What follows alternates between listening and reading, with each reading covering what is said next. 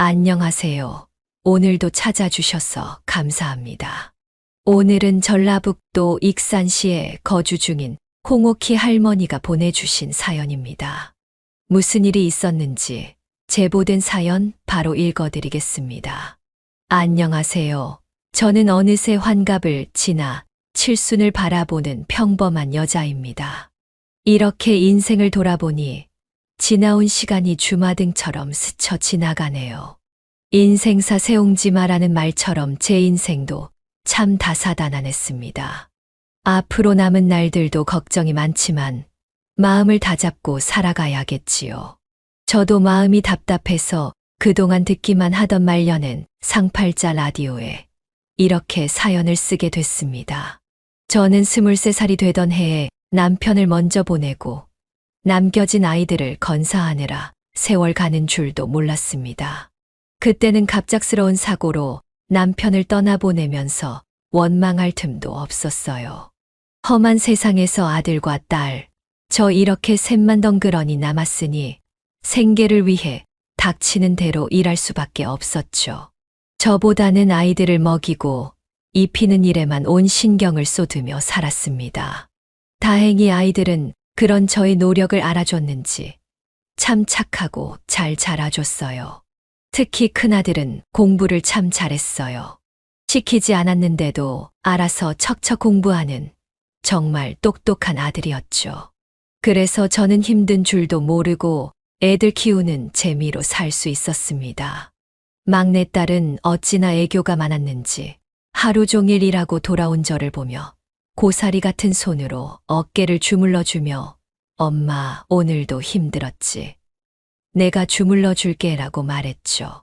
딸과 이렇게 이야기를 나누고 있으면 큰아들도 얼른 달려와 제 다리를 주물러주며 나도 엄마 다리 주물러 줄게라고 했어요. 이런 아이들을 보면 하루의 피로가 싹 가시고 힘이 나는 걸 느꼈답니다. 그때마다 저는 아이들을 꽉 안아주며 남몰래 눈물을 흘렸습니다. 그제야 남편이 제게 남겨준 소중한 선물이 바로 이 아이들이라는 생각이 들었어요. 남편 없이 혼자 남겨져 경제적으로 힘들긴 했어도 아이들 덕분에 마음만은 든든했습니다. 그래서 저는 아이들에게 언제든 기댈 수 있는 든든한 엄마가 되어주기로 결심했어요. 험한 세상에서 아빠의 빈자리를 느끼지 않게 해주고 싶었거든요. 아이들도 이런 제 마음을 잘 알았는지 모두 잘 자라줬습니다. 특히 큰아들은 착실하게 공부해서 서울에 있는 대학에 입학할 정도로 성장했습니다. 대학에서도 열심히 공부해서 결국 대기업에 입사했어요. 제 아들이지만 정말 대단하지 않나요? 공부하라고 강요한 적도 없는데 스스로 엄마 호강시켜 줄게라며 열심히 공부하더니 결국 대기업에 입사한 거예요. 주변 사람들은 남편 복이 없는 여자는 자식 복도 없을 거라고 말하곤 했지만 결국 다들 저를 부러워하게 되었습니다. 아들이 제 인생의 훈장처럼 느껴졌고 아들의 모범적인 모습 덕분에 딸도 그를 본받아 여군 부사관 시험에 합격해 입대했습니다. 딸은 어릴 때부터 책상에 앉아 있기보다는 활동적인 것을 좋아했는데 그렇게 여군이 되겠다는 결심을 했습니다. 제가 아이들에게 해준 것이라곤 그들이 원하는 일을 하도록 응원해 준 것뿐이었죠. 그러던 어느 날 아들이 진지한 표정으로 말했습니다. 엄마, 저 이번에 회사 그만뒀어요. 친구들이랑 사업을 해보려고요. 저는 당황해서 갑자기 무슨 사업이야? 그래도 회사가 안정적이지 않겠니? 라고 했지만 아들은 하루아침에 결정한 게 아니에요. 오랫동안 생각해왔어요. 걱정하지 마세요. 라고 말하며 저를 안심시키려 했습니다. 하지만 모성애란 게 걱정이 안 될 수 없죠. 그래도 성실하고 책임감 있는 아들이기에 잘 해낼 거라 믿었습니다. 아들은 언제나 알아서 잘 해내는 아이였으니까요. 그렇게 아들은 사업을 시작한 지 1년 만에 매출을 올리는 성과를 거두었고 저는 아들이 정말 자랑스러웠습니다. 스스로 자신의 길을 찾아가는 모습이 대견하기도 했고요. 그렇게 정신없이 아이들을 키우다 보니 어느덧 시간이 흘러 아들도 결혼할 나이가 되었습니다. 그런데 아들이 결혼하겠다며 데려온 여자를 보니 첫인상부터 불편한 기분이 들었습니다. 분명 아들과의 약속으로 저에게 인사를 하러 온 것일 텐데 그녀의 화장이나 옷차림이 마음에 들지 않았습니다. 짧은 치마에 짙은 립스틱, 그 어디에도 단정한 구석이 없었고 심지어 껌을 씹으며 인사하는 모습의 당황스러움을 감출 수 없었습니다. 껌 씹으면서 인사하는 사람은 처음 보네요. 배고프면 밥이라도 먹고 오지 그랬어요? 라고 제가 말하자 그녀는 그제야 죄송하다고 하며 껌을 뱉었습니다. 속으로는 정말로 이런 사람이 다 있나 싶었죠. 세상에 정상적인 생각을 가진 여자라면 어른을 뵈러 올 때 저런 차림으로 인사를 할까요? 아무리 긍정적으로 생각하려 해도 아들이 결혼하겠다고 데려온 이 여자를 믿을 수 없었습니다. 도대체 우리 아들이 어떻게 저런 여자를 만나게 되었을까 의문이었습니다. 머리까지 샛노랗게 염색된 그녀를 보고 회사원이라길래 놀라움을 금할 수 없었죠. 겉모습만 보면 놀고 먹는 사람처럼 보였으니까요. 아들은 예비 며느리를 보며 싱글벙글 웃으며 밥을 먹고 있었어요. 심지어 반찬까지 예비 며느리 앞에 챙겨주며 마치 귀한 보물을 다루듯이 신경을 쓰더군요. 둘이 그렇게도 좋아 보이니 제가 반대할 수 없었습니다. 그리고 겉모습만으로 판단하는 건 옳지 않다고 생각했죠. 그러던 중 예비 며느리는 식사를 마친 후 설거지를 하겠다며 나섰습니다. 처음에는 제가 그냥 두라고 말렸지만 어찌나 고집이 센지 결국 설거지를 맡겼습니다. 그런데 설거지를 마치고 뒤처리하는 모습을 보니 손이 꽤 야무지더라고요. 예비 며느리는 집을 나설 때도 분리수거까지 챙겨 나가겠다고 했어요. 저는 괜히 옷에 냄새 배면 안 되니까 그냥 두고 가라고 말렸지만 그녀는 지금 버리지 않으면 집에 냄새가 날 거예요 라고 하며 끝까지 쓰레기를 챙겨 나갔습니다. 그리고는 어색한 미소를 지으며 어머님, 처음에 제가 좀 실수했지만 잘할게요. 너무 저를 나쁘게 보지 말아 주세요 라고 말했어요. 그 말에 저는 당황스러웠습니다. 처음 본 순간부터 미운 털이 박혀서인지 저도 모르게 싫은 티를 냈던 것 같아 미안해지더군요. 집안일을 하는 그녀의 모습을 보니 외모와 달리 꽤 야무지다는 생각이 들었습니다. 그래서 신경 쓰지 말라고 아들과 예비 며느리를 다독이며 보냈습니다.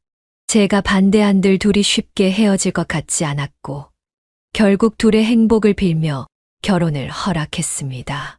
아들도 제가 허락하자 입이 귀에 걸리며 잘 살겠다고 다짐했습니다. 제 마음이 어떻든 아들만 행복하다면 그걸로 충분하다고 생각했습니다. 아들의 결혼식 날 마치 딸을 시집 보내는 엄마처럼 저는 눈물을 펑펑 흘렸습니다. 그 모습을 본 딸이 엄마 걱정에 나중에 시집 못 가겠다고 할 정도였죠. 자식의 결혼을 바라보며 지나온 세월이 주마등처럼 스쳐 지나갔습니다. 그 순간 남편이 살아있었다면 이 모습을 함께 봤을 텐데 하는 생각에 만감이 교차했습니다. 그런데 사람의 예감이라는 게 참 무섭죠. 결혼식에서 느꼈던 그 불길한 예감이 적중할 줄이야. 며느리의 행동으로 인해 여러 가지 상처가 생겼습니다.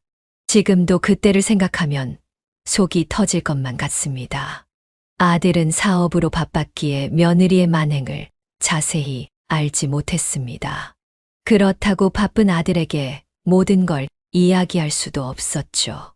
그저 마음속으로 사귈 수밖에 없었습니다. 결혼하고 1년쯤 지나자 며느리의 본성이 드러나기 시작했습니다. 그때가 첫째 손자의 돌이 같이 났을 무렵이었어요.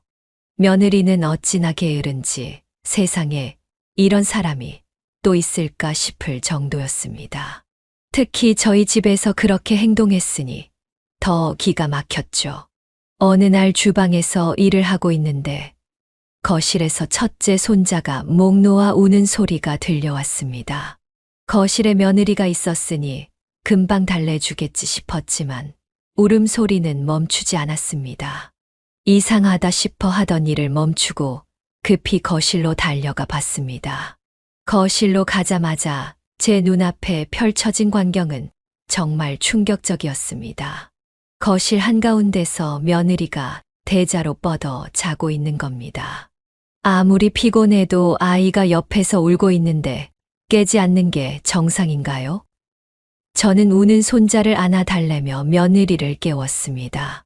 아니, 넌 애가 울고 있는데 일어나지도 않고 뭐 하는 거야? 네 아들이 울고 있잖아. 어머니가 좀 달래주세요. 어제 잠을 하나도 못 잤거든요. 라며 며느리가 변명했습니다. 저는 참을 수 없어서 아무리 피곤해도 애가 엄마를 찾고 울고 있는데 얼른 일어나야지. 당장 일어나서 애를 보든가 아니면 짐을 싸서 집으로 가든가 해. 라며 강하게 말했습니다. 결국 며느리를 겨우 깨워서 움직이게 만들었지만 도대체 어떻게 그런 상황에서 잠을 잘 수 있었는지 이해가 되지 않았습니다. 제가 아이들을 키울 때는 아이들이 조금만 불편해 보여도 바로 일어나서 돌보던 기억이 있습니다. 하지만 며느리는 자기 배 아파 낳은 아이가 우는 상황에서도 마치 남의 일처럼 행동했습니다. 가끔 반찬을 배우겠다며 저희 집에 오곤 했지만 올 때마다 느긋하게 누워서 쉬기만 했어요. 그런 모습을 볼 때마다 제 딸도 집에 오면 이렇게까지 늘어지게 쉬는 적이 없었기에 며느리의 행동이 더 이해가 되지 않았습니다.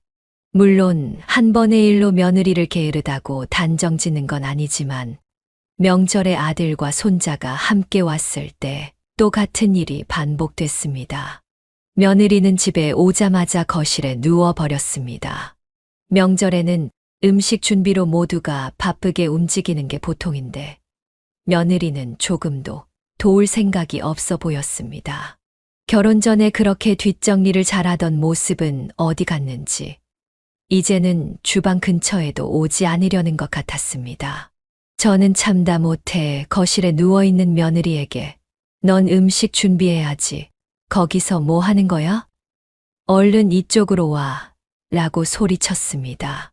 그러자 며느리는 어머님, 저 오늘 아침부터 아이를 돌보느라 정말 힘들었어요. 저 좀 그냥 내버려 두세요. 라며 말했습니다. 저는 화가 나서 그럼 차라리 집에서 쉬지. 뭐 하러 와서 걸리적거리게 그러고 있어? 얼른 이쪽으로 와. 내가 다 준비해놔서 할 것도 별로 없으니까 빨리 끝내자. 라고 호통을 쳤습니다. 그제서야 며느리는 마지못해 주방으로 움직였습니다. 저도 애들을 둘이나 키워봤기 때문에 육아의 고단함을 모르는 건 아니지만 시댁에 왔으면 최소한의 예의는 지켜야 한다고 생각했습니다. 그런데 며느리는 저희 집만 오면 마치 자기 친정집인 양 편하게 누워서 아무것도 하지 않으려는 모습이 저를 더욱 화나게 만들었습니다. 결국 억지로 며느리를 데리고 명절 음식을 준비하게 되었고 그 과정이 정말 쉽지 않았습니다. 아들도 주방이 소란스러워지면 눈치를 보며 중재하려 했지만 말하면 그나마 따라주는 며느리를 보면서 그나마 다행이라고 생각했습니다. 음식 준비를 겨우 마치고 나서 손자도 돌보고 거실에서 잠시 쉬려 앉았습니다. TV에서 명절 특선 프로그램을 보려고 채널을 맞췄는데 갑자기 며느리가 제 손에 있던 리모컨을 획 뺏어가는 겁니다. 그러더니 며느리는 신이 난 목소리로 어머님, 저 오늘 하루 종일 일해서 너무 힘들었어요. 이제 제가 보고 싶은 거 봐야죠. 라고 말하더군요. 그 말을 듣고 저는 기가 막혔습니다. 누가 들으면 이를 너 혼자 다 한 줄 알겠구나. 육아도 하고 음식까지 준비하면 얼마나 힘든 줄 아니. 그래도 그렇지. 어른이 보고 있는데 말도 없이 채널을 돌리는 사람이 어디 있어? 라고 말했죠. 며느리는 왜요? 이제 저도 가족인데 그냥 편하게 지내도 괜찮잖아요? 라고 대꾸했습니다. 저는 그 말을 듣고 더욱 화가 났어요. 편하게 지내는 것과 예의 없는 건 다른 거야. 내가 너한테 거실에서 대자로 눕지 말라고 한 것도 기억할 거다. 아무리 가족이라도 기본적인 예의는 지켜야지 라고 말했습니다. 정말이지 며느리의 행동에 저는 깜짝 놀랐습니다. 세상에 어느 며느리가 시어머니가 보고 있는 TV 채널을 말도 없이 돌리겠습니까? 저는 며느리의 태도에 정말 어이가 없었습니다. 제 아이들은 제가 말하지 않아도 알아서 행동할 줄 알았고 기본적인 예의는 지켰는데 며느리는 그런 생각이 전혀 없는 것 같았습니다. 이런 건 가르치지 않아도 본능적으로 알 수 있는 것 아닌가요? 무엇을 하려면 며느리를 다그쳐야 했고 하나하나 가르쳐야 했습니다. 그렇게 시간이 흐르면서 며느리와 아들은 딸도 낳고 부모가 되었습니다. 부모가 되면 조금은 더 성숙해지겠지 싶었지만 며느리의 행동은 여전했습니다. 그래도 그동안은 아들이 사업을 잘해서 돈을 벌어오니까 그나마 며느리 노릇을 했던 것 같습니다. 믿기 어렵겠지만 지금까지 제가 봐왔던 며느리의 모습은 그녀의 실제 모습을 반도 못 본 것이었어요. 아들 하나, 딸 하나 두고 겉보기엔 잘 사는 듯 보여서 저는 큰 걱정이 없었습니다. 그런데 몇 년 후 큰 사건이 터지고 말았어요. 손자와 손녀가 나란히 초등학교를 다니고 있을 때 아들의 사업이 폭삭 망해버린 겁니다. 저는 그 소식을 듣고 깜짝 놀랐습니다. 아무리 전화를 걸어도 아들도 며느리도 받지 않아서 답답함만 커졌죠. 그렇게 일주일 정도가 지나고 나서야 며느리가 애들을 데리고 집에 찾아왔습니다. 현관문을 거칠게 두드리던 며느리는 문이 열리자마자 애들을 집 안으로 떠밀며 말했습니다.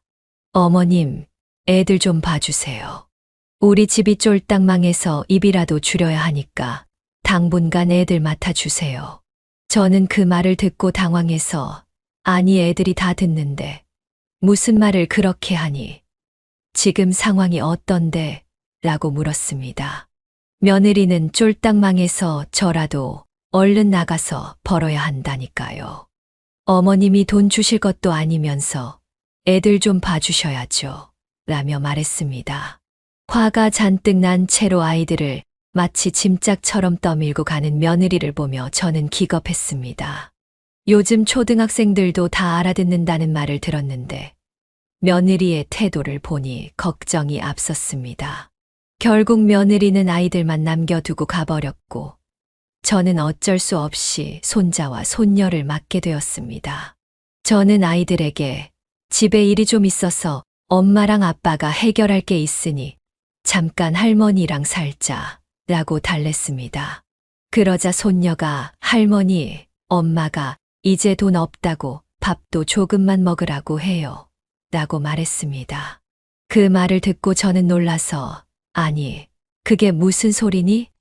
2그릇씩 먹어야 키도 쑥쑥 크지 라고 했습니다.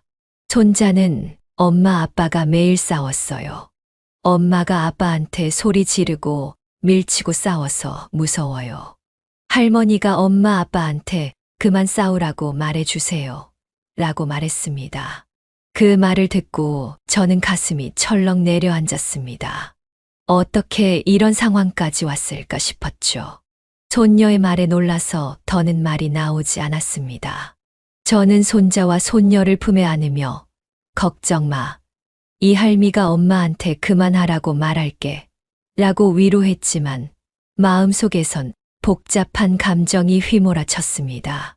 아무리 힘들어도 자식들에게 밥을 굶기겠다는 소리를 할 수 있는 부모가 어디 있겠습니까? 저는 손자와 손녀가 가져온 짐을 정리해주고 따뜻하게 밥을 차려 먹였습니다. 허겁지겁 먹는 아이들의 모습을 보니 가슴이 아팠습니다. 며느리가 아이들에게 이렇게 대했다면 남편인 아들에게는 어떤 말을 했을지 상상이 되지 않았습니다. 부부싸움을 목격한 아이들의 말을 들으니 걱정이 더욱 깊어졌습니다. 그래서 저는 다음 날 아이들을 학교에 보내고 아들의 집을 찾아갔습니다. 아들의 집에 도착하니 난장판이 따로 없었습니다.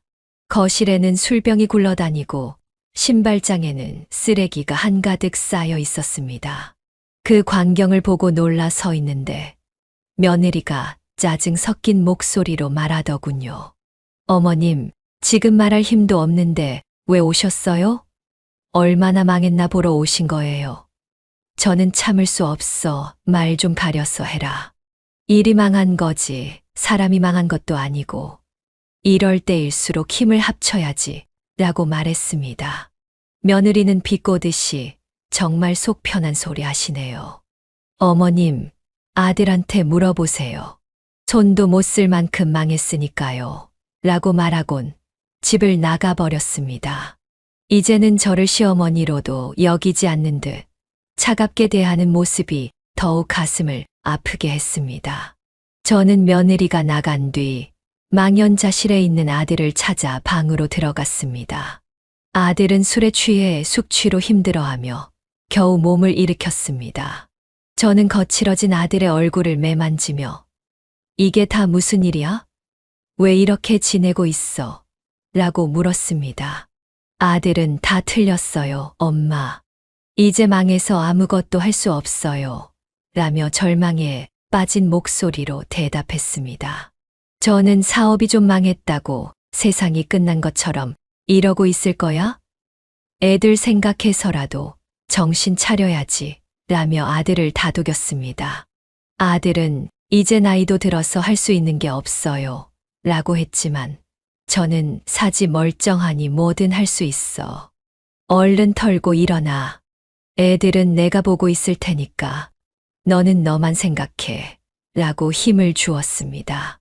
아들은 한참을 울다가 다시 해보겠다고 결심을 내비쳤습니다. 한 번도 본 적 없는 아들의 무너진 모습에 마음이 찢어질 듯 아팠지만 아이들을 위해서라도 다시 일어서야 한다고 말했습니다.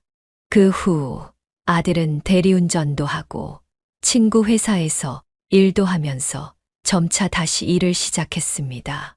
그 무렵 며느리도 부동산에 취업해서 일을 시작했어요. 그제야 조금씩 안정을 찾아가는 것 같아 보였습니다. 저는 종종 아이들을 봐주며 아들 부부를 응원했습니다. 이렇게라도 도움이 된다면 황혼휴가도 기꺼이 감수할 수 있었죠. 하지만 이는 안 좋은 변화의 징조였습니다. 며느리가 부동산에서 일하면서 얻은 투자 정보로 투자를 시작했다는 소식을 들었을 때 저는 한편으로 걱정이 되면서도 이제는 아들 부부가 잘 살 수 있겠다는 희망을 가졌습니다. 그런데 점점 며느리의 태도가 이전과는 완전히 달라졌습니다. 원래도 성실하거나 참한 며느리는 아니었지만 그나마 이전에는 시어머니인 저에게 예의를 차리려는 척이라도 했습니다. 그러나 돈을 좀 벌기 시작하자 아예 저를 무시하기 시작했습니다. 명절이 되어도 찾아오지 않았고 제가 전화를 하면 바쁘다는 핑계로 전화를 끊기 일쑤였습니다. 그래서 명절에 맞춰 며느리에게 전화를 했더니 며느리가 무심한 목소리로 이렇게 말하더군요. 어머님, 명절에 모여서 백날 음식 준비하고 뭐해요? 사업은 쫄딱 망해서 길거리에 나앉을 뻔했잖아요. 이제 돈도 안 되는 일에 힘쓰기 싫어요. 저는 기가 막혀서 그래서 지금 명절인데 아무것도 안 하겠다는 거냐? 고 물었죠. 며느리는 거침없이 대답했습니다. 저도 할 만큼 했어요. 이제 돈 안 되는 일은 안 할 거예요. 명절 챙기고 싶으시면 혼자 하세요. 그 말을 듣고 너무 열이 받아서 너 그렇게 나오다가 큰 코 다친다. 앞으로 반찬 가지러 오지도 마. 라며 호통을 치고 전화를 끊어버렸습니다. 얼마 지나지 않아 아들이 손자와 손녀를 데리고 집에 찾아왔습니다. 아들은 며느리의 핑계와 변명을 전하며 미안해했지만 저는 그런 아들을 보며 속이 상했습니다. 아들이 기죽어서 사는 것처럼 보여 마음이 아팠습니다. 그래서 명절 준비를 혼자 마친 뒤 아들에게 현금 50만 원을 주면서 말했습니다. 기죽지 말고 다녀. 남자는 지갑에 항상 현금이 있어야 하는 거야. 가장이 기가 죽으면 아이들도 작아지는 거야. 어깨 펴고 다녀라. 아들은 끝까지 미안한 기색을 감추지 못하며 돈을 받아갔습니다. 저는 아들에게 힘들면 언제든지 찾아오라고 신신당부했습니다. 이후에도 종종 아들에게 비상금으로 쓰라고 현금을 보내주었어요. 하지만 며느리는 돈을 벌기 시작하자 명절에도 나타나지 않았습니다. 그리고 언제 우리 집에 나타났느냐 하면 바로 본인이 필요할 때였습니다. 어느 날 피곤한 목소리로 나타난 며느리는 아이들을 제게 맡기며 말했습니다. 집에서 할 일도 없으시잖아요. 애들 좀 봐주세요. 제가 용돈 넉넉히 드릴게요. 저는 어이가 없어서 넌 무슨 애들을 이런 식으로 상의도 없이 맡기려고 하니? 라고 물었죠. 그러자 며느리는 용돈 챙겨드린다고 했잖아요. 그냥 좀 봐주세요. 돈 없는 집구석 이혼하면 그만인데 제가 살아남아야 하는 거 모르세요? 라고 말하는 겁니다. 그 순간 저는 화가 치밀어 올랐습니다. 애들이 옆에서 듣고 있으니까 긴 말은 안 하겠다만 한 번만 더 이런 식으로 나오면 그때는 내가 가만 안 있을 줄 알아. 그리고 용돈 제대로 보내. 내가 너한테는 한 푼도 안 빼고 다 받을 거야. 라고 단호히 말했습니다. 가까운 가족이라도 선을 넘은 며느리의 행동에 너무 화가 났습니다. 그러자 며느리는 비아냥거리며 이혼하면 그만이에요. 라고 말하더군요. 며느리는 아들의 사업이 망한 이유를 저에게 대놓고 비난하며 이혼을 협박하는 모습까지 보였습니다. 그날 저희 집에 온 며느리는 모든 가족이 있는 앞에서 아들을 구박했고 저는 그 광경을 보며 마음이 찢어질 듯 아팠습니다. 아들이 없는 자리에서는 더 심하게 구박했을지도 모른다는 생각에 걱정이 커졌습니다. 아무리 돈이 좋다고 해도 가족을 이렇게 대하는 것이 맞는지 이해가 가지 않았습니다. 돈을 잘 벌어와야 남편이고 아버지라는 말인가요? 며느리는 애들 돌보는 일은 거의 하지 않고 돈 되는 일만 찾아다니는 것처럼 보였습니다. 그 무렵 저는 고혈압과 당뇨까지 겹치면서 합병증을 앓게 되었습니다. 몸이 점점 약해져 가며 겨우겨우 손자와 손녀를 돌보는 것이 버거웠습니다. 그런데 이런 제 사정도 모르는 며느리가 어느 날 전화로 날카로운 목소리로 말을 하더군요. 어머님, 애들 옷을 사서 보냈는데 제대로 입혀서 보내시는 거예요? 없는 티 안 나게 잘 좀 입혀 보내세요. 그 말을 듣고 저는 참을 수 없어 대답했습니다. 너는 한 번도 와보지도 않으면서 그게 할 소리니? 그렇게 궁금하면 와서 한 번이라도 애들 얼굴을 보면서 말해. 나는 이제 병원 다니느라 몸도 많이 불편해져서 더는 애들을 돌볼 수가 없어. 이제 네가 좀 데려가야 하지 않겠니? 그러자 며느리는 당황한 듯 이제 와서 왜 이러세요? 제가 용돈도 드리잖아요. 좀 더 봐주시면 안 돼요? 라고 말했습니다. 저는 참을 수 없어 누가 들으면 몇백만 원씩 보내는 줄 알겠다. 고작 50만 원 보내놓고 전화로 잔소리만 늘어놓는 게 다야? 데려가서 네가 원하는 대로 먹이고 입히고 직접 키워. 나는 이제 점점 거동도 힘들어지고 있는데 더 이상은 힘들어. 라고 화를 냈습니다. 며느리는 끝까지 애들을 좀 더 봐달라며 고집을 부렸지만 저도 제 몸이 아픈데 어떻게 계속 아이들을 돌볼 수 있겠어요? 게다가 매번 전화로 애들 준비물부터 음식까지 부탁하는 것도 참 많았습니다. 그래서 결국 참다 못해 며느리에게 화를 내고 말았습니다. 며느리는 아들이 돈 좀 벌다가 망해버렸다고, 그때마다 애들을 안 봐주면 이혼하겠다고 협박하며 방방 뛰었어요. 저는 아들 생각에 속으로 참고 참았지만 결국 한계에 이르러 터져버렸죠. 며느리는 끝까지 애들을 맡겨놓고 데리러 오지 않으려고 버텼지만 제 딸이 이 소식을 듣고 나서 애들을 아들네 집으로 데려다주고 며느리만 따로 불러서 호통을 쳤습니다. 딸은 며느리에게 단호하게 말했어요. 세상에 우리 엄마가 이팔 청춘이 아니에요. 한 달에 50만 원 주면서 초등학생 2명을 한 달 내내 돌보라고요. 그게 말이 돼요? 엄마는 지금 병원 다니시느라 힘드신 상태예요. 우리 엄마 건강이 안 좋으니까 2번 다시 애들을 엄마네 집으로 보내지 마세요.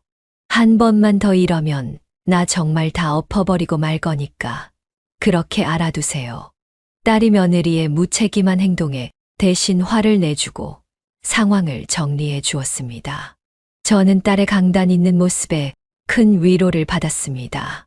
손자와 손녀가 걱정이 되긴 했지만 당장은 제 몸이 너무 힘들어서 더 이상 아이들을 돌볼 수 없는 상태였습니다. 다행히도 딸 덕분에 황혼 육아에서 벗어나 병원에서 치료에 전념할 수 있었습니다. 딸이 저를 잘 챙겨줘서 병원 다니기도 한결 편해졌습니다. 그렇게 새해가 다가왔고 어느 날 아들이 웬일로 며느리와 애들을 데리고 오겠다고 반가운 전화를 했습니다. 저는 오랜만에 온 가족이 모인다는 소식에 기뻐하며 느릿한 몸으로 소박하게 남아 음식을 준비하기로 했습니다. 다행히 딸이 와서 같이 음식을 준비해줘서 큰 도움이 되었죠. 하지만 몸이 예전 같지 않다 보니 준비 속도가 느려졌고 음식을 다 준비하기도 전에 아들 부부가 도착해버렸습니다. 손자와 손녀는 오랜만에 할머니를 보며 반갑게 인사를 했어요. 제가 키워준 기간이 길어서 그런지 아이들은 저를 아주 잘 따랐고 오랜만에 보는 저를 끌어안으며 좋아해 줬습니다. 아이들과 반가운 인사를 나누고 있던 중 손자가 저를 보며 걱정스러운 목소리로 말했습니다. 할머니, 이제 다리 괜찮아요? 부모님이 할머니 다리 아프다고 해서 걱정 많이 했어요. 저는 손자의 걱정스러운 얼굴을 보며 웃으며 대답했죠. 우리 손주가 걱정해줘서 이제 괜찮고 말고 정말 고맙다. 다음에 또 할머니네 놀러 와도 돼. 할머니 보고 싶지? 그러자 손자는 반짝이는 눈으로 네, 할머니 보고 싶어요. 라고 대답했어요. 저는 그 말에 가슴이 뭉클해졌고 아이들에게 용돈이라도 주고 싶어 주머니에 있던 5천 원을 꺼내 손자와 손녀에게 한 장씩 나누어 주었습니다. 비록 작은 돈이었지만 아이들은 감사하다며 배꼽 인사까지 했습니다. 그런데 그때 옆에 있던 며느리가 갑자기 아이들 손에 들려있던 돈을 빼앗더니 그 돈을 찢어버리는 겁니다. 그리고는 저를 향해 화난 목소리로 말했어요. 5천 원 가지고 생색내지 마세요. 어딜 감히 그런 걸 주면서 애들 키웠다고 유세를 부리세요. 이제는 저한테 뜯어먹으려고 그러는 거예요. 요즘 물가도 모르세요? 이걸로 과자 값도 안 돼요. 이런 푼돈 주고 얼마나 더 뜯어먹으려고 그러세요. 며느리는 찢어진 돈 조각을 양손에 쥐더니 그것을 바닥에 던져버렸습니다. 이 광경을 보고 놀란 손자와 손녀가 며느리를 말리며 울먹이며 말했습니다. 엄마, 왜 그래요? 이 돈은 할머니가 우리한테 준 건데 왜 엄마가 가져가요? 그러자 며느리는 냉정하게 대답했습니다. 내가 너희들을 거지처럼 키웠어. 너희들이 몰라서 그래. 돈은 엄마한테 더 있어. 하지만 손자와 손녀는 엄마, 돈 필요 없어요. 라며 눈물을 흘렸습니다. 그동안 저를 잘 따르던 아이들이 며느리 편이 아닌 저를 옹호하는 모습을 보며 저도 눈물이 맺혔습니다. 제가 눈물을 닦고 있을 때 짐을 정리하던 큰아들이 나와서 저를 달래며 무슨 일이냐고 물었습니다. 저는 너무 억울한 마음에 아들에게 자초지종을 설명했습니다. 그때 며느리가 저와 아들의 대화를 가로막으며 비아냥거리듯 말했습니다. 어차피 좀 더 아프시면 요양원에 보내드릴 거니까 걱정 마세요. 그러니 푼돈 주면서 애들 봐줬다. 생색내지 말고 병원비 달라느니 그런 소리 안 하셨으면 좋겠네요. 며느리의 말이 끝나기 무섭게 옆에서 가만히 듣고 있던 딸이 며느리에게 다가가더니 차갑게 말했습니다. 내가 정말 애들 앞이라 참으려고 했는데 더 이상은 안 되겠네. 그러고는 며느리의 뺨을 세게 때리며 분노를 터뜨렸습니다. 지금 뚫린 입이라고 우리 엄마한테 함부로 말 다 했어. 내가 너한테 개념 없이 굴지 말라고 경고했잖아. 오늘 가만히 두지 않을 거야. 딸은 며느리의 머리채를 잡아챘고 거실에서는 격렬한 몸싸움이 벌어졌습니다. 아무리 여자끼리라지만 딸은 군인이었고 그 힘을 제압하기란 쉽지 않았습니다. 아들이 둘을 말리려고 애를 썼지만 역부족이었죠. 거실은 삽시간에 아수라장이 되었습니다. 저는 너무 놀라 손자와 손녀를 황급히 방으로 데리고 뒤에서 그들을 지켜봤습니다. 거실에서는 아들이 필사적으로 싸움을 말리며 며느리와 딸을 떼어놓으려 했지만 둘 다 격분한 상태라 쉽게 진정되지 않았습니다. 어찌저찌 그렇게 겨우 싸움을 말리고 나서도 분위기는 여전히 살벌했습니다. 딸의 소나귀에서 벗어난 며느리는 악에 받쳐 소리쳤어요. 먹고 죽을 것 없는 이 집구석에서 죽어라 돈 벌어줬더니 이게 뭐 하는 짓이야. 이런 그지 같은 집구석에서 이혼하고 안 보고 살면 그만이야. 당장 이혼하자고. 며느리는 점점 더 흥분하며 말했습니다. 그러자 아들은 당신 같은 여자랑은 더 이상 못 살아. 아들도 그 말을 듣고 분노를 참지 못하고 맞받아쳤습니다. 그래, 이혼하자고. 더는 못 참겠다. 그러자 며느리는 한층 더 크게 소리 질렀어요. 뭐가 그렇게 억울해? 이 집에서 내가 없으면 다들 잘 살 수 있겠지. 도장 찍고 깔끔하게 나가. 나도 이 지긋지긋한 집구석에서 벗어나고 싶었어. 애들도 알아서 키워. 나는 이런 몰상식한 집구석에서 피 섞인 애들 키울 생각 없어. 잘들 키워봐. 양육비는 보낼 테니까 먹고 떨어져. 며느리는 자리에서 일어나 애들도 챙기지 않은 채로 애들 내비두고 나가면 돼. 라고 소리치며 집을 나가려 했습니다. 그러나 그 과정에서 모진 소리를 애들이 다 듣고 말았습니다. 저는 상처받았을 손자와 손녀를 꼭 안아주며 등을 어루만졌습니다. 짐승도 제 새끼는 챙긴다고 하는데 아무리 이혼을 하고 싶어도 애들 앞에서 막말을 하는 며느리를 이해할 수가 없었어요. 정말 지독하다고 느낄 만큼 며느리는 냉혹했습니다. 그렇게 엉망이 된 거실에서 며느리가 나가자 마치 태풍이 휩쓸고 간 듯한 고요함이 찾아왔습니다. 저는 아들 곁으로 다가가 걱정스러운 목소리로 말했습니다. 괜찮니? 괜히 나 때문에 이런 일이 생긴 건 아니지. 아들은 고개를 저으며 대답했어요. 아니에요, 엄마. 저는 원래 이혼하려고 했어요. 돈 벌고 나서부터 며느리가 사치를 부리며 애들은 뒷전으로 밀어두기 시작했거든요. 부족해도 제가 혼자 애들을 키우는 게 나을 것 같아요. 엄마 앞에서 이런 소란을 피워서 죄송해요. 저는 아들을 위로하며 말했습니다. 괜찮아. 우리 아들이 괜찮으면 나도 괜찮아. 애들이나 잘 달래줘. 아까 그 험한 말을 전부 들었잖니. 아들은 저를 걱정하면서도 아이들을 달래기 위해 곧바로 그들 곁으로 갔습니다. 그제야 손자와 손녀는 아들 품에 안겨 눈물을 터뜨렸습니다. 저 어린 것들이 무슨 죄가 있겠습니까? 딸도 울고 있는 조카들을 보며 마음이 아팠는지 눈물을 닦아주었습니다. 결국 아들과 며느리는 이혼을 하게 되었고, 며느리는 정말로 양육권을 모두 넘긴 채 이혼을 했습니다. 차라리 잘된 일이라고 생각했습니다. 애들이 엄마와 함께 살아야겠다고 고집을 부린 것도 아니었고, 아들과 제가 함께 사랑으로 키우면 충분히 잘할 수 있을 거라고 믿었어요. 그래서 저는 아들과 손자, 손녀, 이렇게 내 식구가 함께 살게 되었습니다.